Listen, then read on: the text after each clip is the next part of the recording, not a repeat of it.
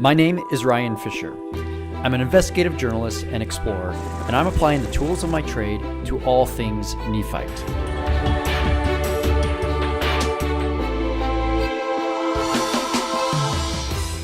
I'm launching into a series of investigations into Nephite archaeology, scriptural history, and prophecies about latter-day America. This is Nephite Explorer.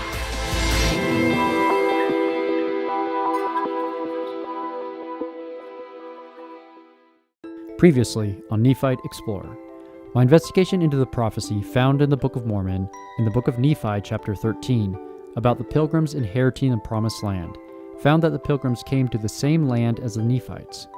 My investigation continues here in Plymouth as I trace the history of the Israelites, a people divided into 12 tribes, 10 of those becoming lost when the Assyrians captured the northern kingdom in 722 BC. Two of those lost tribes were the tribes of Ephraim and Manasseh. Lehi was from the tribe of Manasseh and left Jerusalem in 600 BC, eventually arriving in America, becoming the forefather of the Native Americans. The tribe of Ephraim also left the land of Israel, but not by choice. In 722 BC, they were captured by the Assyrians and taken into the North countries, mixing with the people of Europe, and came to the shores of North America in the 1600s as the Pilgrims and Puritans. Taking into account this history, the meeting of the Pilgrims with the Native Americans of North America is a reunion of the tribe of Ephraim and Manasseh, both from the house of Joseph, which was split thousands of years ago. To find out more, I meet with scholar Bruce Porter here in Plymouth, where the meeting took place. All right, so we're here at Plymouth Plantation, and this is a pretty historical site because in light of the restored gospel, we have example of the descendants of Ephraim coming together, meeting with the tribe of Manasseh. What can you tell me about that? That's exactly it. It's exciting because here we are where the Puritans and Pilgrims landed. As you look across out at the ocean, they've come from Europe. They've come from northern Europe, as Ephraim had been taken into the northern countries. We have the descendants of Ephraim coming to this land where the descendants of Manasseh remain, where they have been for thousands of years. And it's the meeting of two brothers. It's the coming together of two brothers. One culture that had left a record buried in a hill, and another culture, but still brothers, another culture coming with the responsibility to translate that record and make sure that both and all of Israel have that record as a second witness to Christ and his gospel. And this is the place, this is where these prophecies are beginning to be fulfilled and coming together of the coming forth of the Book of Mormon. You could say, well, it starts in the Reformation. No, it really started with the taking of the children of Israel in 722 BC, when they're divided, when they're separated.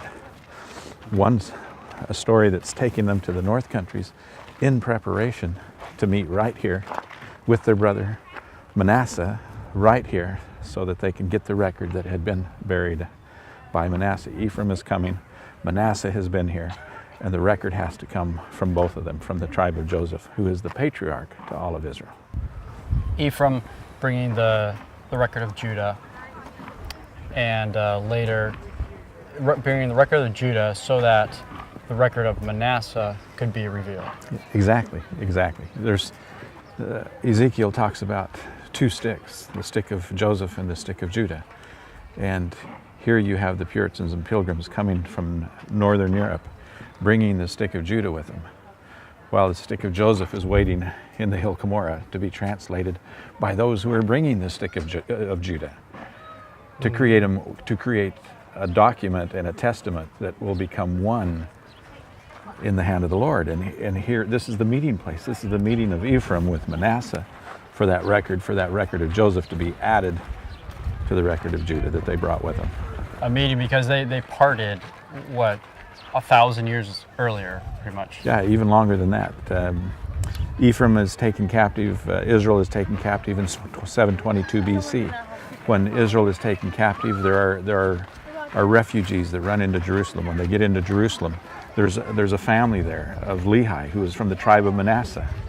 who in 600 BC, when Jerusalem's about to be taken, he's led away. He's led away to this land, and where his sons and his posterity and his descendants continue to grow and progress both economically and spiritually, and then digress in the same ways. And they end up leaving a record here, a record that is for a wise purpose in the Lord, a record for a restoration. And then Ephraim, who had been taken into the north countries, comes much, much later. And that's what's happening at this point in this area. It's where the Puritans and Pilgrims began that settlement that will begin that association with the Native Americans, where these two brothers come together. And these people that lived on this ground, they were here to fulfill prophecy. Did some of them know that? I think that some of them probably did. There were other places that they could go to. There were other places they wanted to go to. But in some of their diaries, they write that they felt inspired, or felt that they had to come to this new land. There were other islands, other places that they felt that they could get to, or ought to go to, for this religious freedom. But something was pressing, something was pushing, something was inspiring them to come right here. They felt that they needed to come to this land. And that's the prophecy of the Book of Mormon. Nephi says that those Gentiles that come out of captivity will come to the exact same land that was given to my father and consecrated for an inheritance of his seed and his posterity. And that's those Gentiles that come out of captivity. They are the ones that eventually the mother Gentiles comes to war against them, as we know as the Revolutionary War. And here it begins just for the restoration.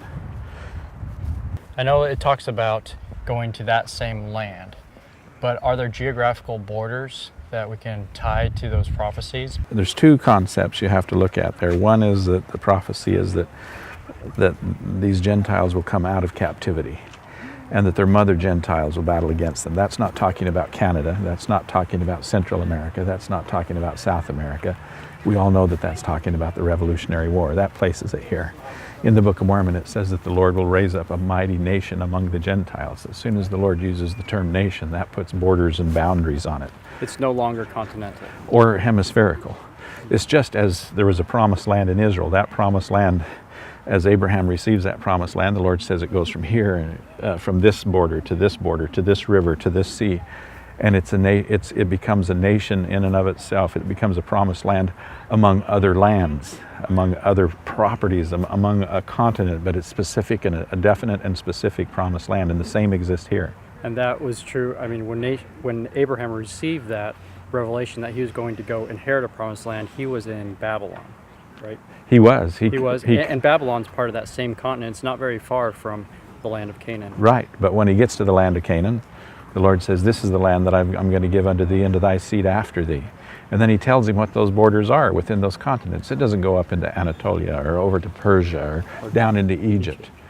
He sets borders and boundaries on it, and it becomes a nation. And that's what happens in the Book of Mormon also, is because it's talked about a mighty nation will rise up with these Gentiles, that the Gentiles will become a mighty nation and they will be protected from other nations. As soon as you use the term nation, that establishes borders and boundaries. It's not talking about continents. It's not talking about hemispheres. It's not talking about all lands. It's definite and specific. It's a definite land that the Gentiles that come out of captivity come to. It's the same land that becomes a choice land above all other lands. It's the same land upon which the New Jerusalem is going to be built. It's the same land that has to be set up free and as a free nation and as a free country, as Christ says, in order that these things that I'm speaking to you can come forth from the Father.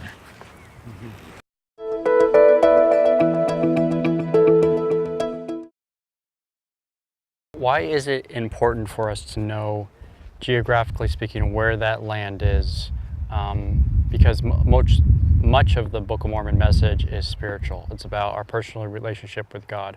Why does it matter that we know exactly where that promised land is, where those borders are, as you say? It's important to know, because much of the Book of Mormon talks about the deed restrictions to those promised land. The three intrinsic messages of the Book of Mormon contains the fullness of the gospel of Jesus Christ.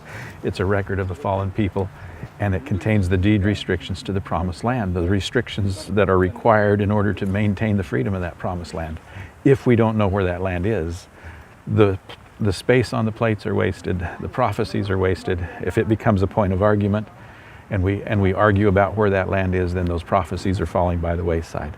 But the Book of Mormon is a record of that promised land. It contains not just the deed restrictions, but the prophecies and promises to that promised land on how to maintain that freedom.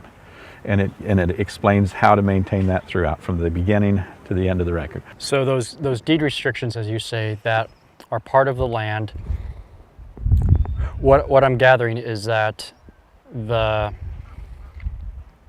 freedoms that need to be maintained for those prophecies to be fulfilled, much of those prophecies are about latter-day America. And so the Book of Mormon prophets are telling us what we need to do to maintain those freedoms, to fulfill prophecies and fulfill the purpose of God in the United States. Yes, the United States, and in maintaining and keeping those freedoms. Mormon Moroni, who's writing the record after the show is over, they're compiling, they're doing the summary, and they're writing, and they're saying, I am speaking specifically to you Gentiles in the last days, that you may know these things, that you may understand the everlasting decree that is placed upon this piece of property. He's not talking about the Gentiles in Guatemala or the Gentiles in South America. He's talking about the Gentiles who come out of captivity. He's talking about the immigrants that are moving from Northern Europe and coming to this land. He's talking about those Gentiles who help establish the church in this dispensation. He's talking to those Gentiles. He's talking to us, saying that we as Gentiles need to be aware of what those prophecies and promises are, because they are an everlasting decree. Henceforth and forever are the words that Mormon uses, and that they cannot be changed. And he's telling us how to maintain those freedoms for this land. And it's absolutely essential that we maintain those freedoms for the purposes of God, for the restoration of the gospel to go forth. Yes, and the gospel has come, the restoration of those records has taken place, but there's one other event, and that is the establishment of Israel. The freedom has to be there for the establishment, not just of Israel, but of Zion itself, in order for the city of Enoch to return. So essentially, what I'm gathering here is that for the establishment of Zion, for the millennial reign of Christ to come, we need to maintain our freedoms in the United States to provide the place for those events to take place. And for us to understand what we need to do to maintain our freedoms in the United States, we need to look to the Book of Mormon prophets, who tell us, here's what happened to our people, here's how we lost our freedoms, our liberties on this land, and you're under the same threat. It is. The deed restrictions are connected to the land itself, not the people. The people either make the prophecies and promises true, and the prophecies are, you either worship the God of the land, who is Jesus Christ, or you're going to be swept off. It tells us how to choose our leaders. It tells us what our leaders, the philosophies of our leaders need to be. And it does that so that we can maintain that freedom, maintain that constitution that maintains that freedom, because Zion needs to be established. Not just the restoration, but the restoration is the beginning of the establishment of Zion. And this is a message that our entire nation is subject to, that needs to understand, because our entire nation holds in its hands the key to maintaining the Constitution, to maintaining the liberties and freedoms in this land. Is that what you're saying? It is. It's a non-denominational call for the salvation of this nation. It's non-denominational. It's not that we as Latter-day Saints need to go out and convert the United States in order to maintain that freedom. That's not it. The call of the Book of Mormon is that it contains those deed restrictions, and we are a people who actually have those deed restrictions. We need to understand what those deed restrictions are and what land those deed restrictions are connected to, and then we need to make sure that there is a faith-based government, that there is a maintaining of a constitution that guarantees those freedoms in order for the gospel to go forth the way it needs to, in order for Zion to be established. We have to know that. It's a non-denominational call. We have the deed restrictions we need to make, which are connected to faith and freedom And that concept and that discussion of faith and freedom needs to come out of our homes, out of our LDS communities, and into the nation at large.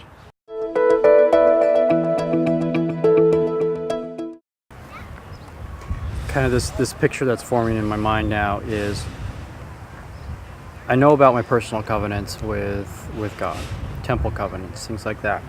But we have essentially a national covenant. Our nation is in agreement with God on what needs to take place for us to prosper and maintain our liberties here.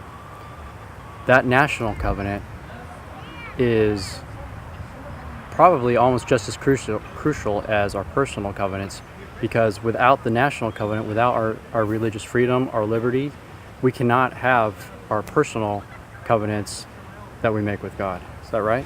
It is. We have to have freedom. Man has to be free, both in his mind, in his body, and his spirit. We have to have that freedom there. You have to have the religious freedom for your spirit, for your spiritual growth, and for the spiritual protection of your wives and your children, your families. You have to have that physical freedom that you need to have in order to be able to worship, to be able to pursue the happiness that you seek, whatever it might be, as long as you're not infringing on the rights of others. You have to have those things.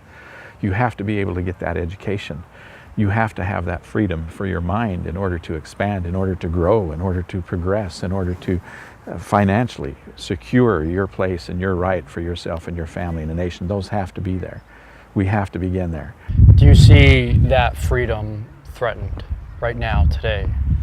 If ever the Constitution, in my opinion, were hanging by a thread, if ever it was in a threat, I don't know of any time in the past that it has been more so than now.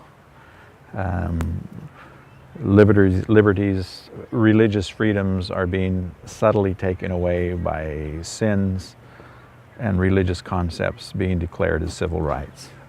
As soon as sins are declared as civil rights, then religions have lost freedom because they can no longer preach against particular sins, or what we call rights and choices, using words to invoke a reality and a truthfulness about those sins. We use these terms, and as soon as those sins become religious or civil rights, then when we begin to preach about them or to talk about them in a religious setting, then we become part of a hate crime, and those freedoms are taken away. The time will come when we will not have the authority or the right to declare what we think as a church, what we might believe is a sin or not a sin.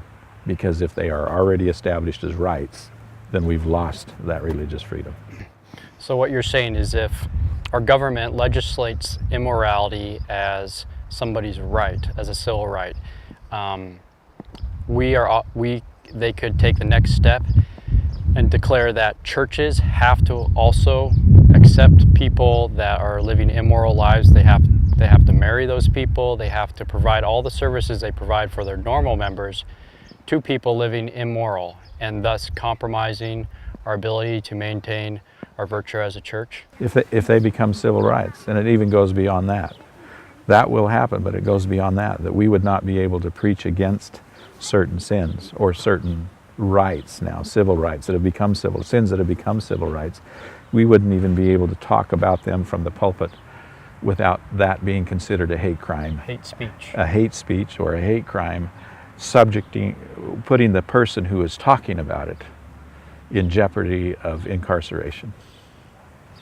And that's where you see this trend going. Yeah, unless we can come back to the parameters that the Book of Mormon establishes in choosing our leaders and recognizing good from bad, and leaders who are faith-based from those who are based in the philosophies of Korihor and Antichrist. So what you're saying is that the adversary can use our government, the laws of our land, if we go down this path, to restrict us from crying repentance to our own people. Yes, to your own people, your own congregations, he could stop that. As soon as these sins, as soon as these moral transgressions become civil rights, whatever they might be. And we're talking about that right here where they came in order to establish those freedoms, those religious freedoms. We're here in Plymouth, where those freedoms, where they came out of captivity, out of religious captivity, so that they could worship the God of their choice and the way that they interpret that. And this nation was set up for the very same reasons. Likewise, freedom has to be maintained for Zion to be established, and we have to recognize the record and the writings of the prophets in order to establish Zion in our own life so that it can move into the community. And that's what the Book of Mormon is trying to do. The Doctrine and Covenants tells us how to establish Zion. The Book of Mormon tells us spiritually how it needs to be established and why it wasn't established at one particular time. And we need to take that Book of Mormon seriously. It is our only hope for our spiritual and temporal salvation to survive the calamities that are coming in the last days.